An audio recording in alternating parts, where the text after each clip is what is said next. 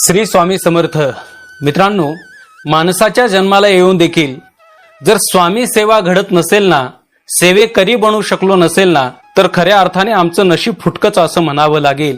एक अतिशय गोड असा प्रसंग सांगतो. एका नावेमध्ये नावाडी आणि एक शिक्षक असं दोघ जण बसून नदीमधून प्रवास करत होते.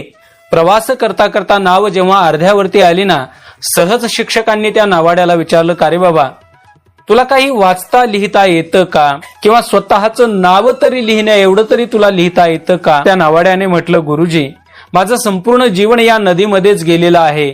जन्मल्यापासून या नदीचा किनारा पाहिलेला आहे आणि जीवनातलं संपूर्ण काम देखील मी या नदी पात्रामध्येच करतोय. जीवनामध्ये कधी शाळेचं तोंडच पाहिलेलं नाही, त्यामुळे मला लिहिताही येत नाही आणि वाचताही येत नाही. हे ऐकल्यानंतर हसत हसत गुरुजींनी त्या नावाड्याला म्हटलं, नावाड्या, तुझं 50% जीवन व्यर्थ गेलं. असं बोलत बोलत नाव जेव्हा अर्ध्यामध्ये खोल पात्रामध्ये आली ना, तेव्हा वातावरण थोडंसं बिघडलेलं होतंच. सोसाट्याचा वारा सुरू झाला, मोठमोठ्या लाटा उठायला सुरुवात झाल्या.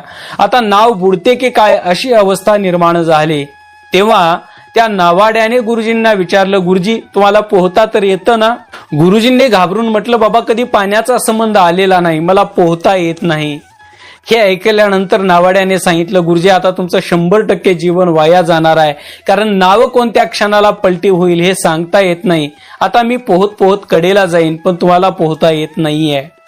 चला, गोष्ट विनोदावारी सोडून द्या, पण मित्रांनो, लक्षात ठेवा, आमच्या जीवनामध्ये आम्ही कितीही काही जरी कमवलेलं असेल, पण स्वामी सेवेकरी जर बनू शकलो नाही ना, तर खऱ्या अर्थाने आमचं जीवन 100% वाया गेलं. हे मात्र डोळे झाकून तुम्ही समजून घ्या. श्री स्वामी समर्थ.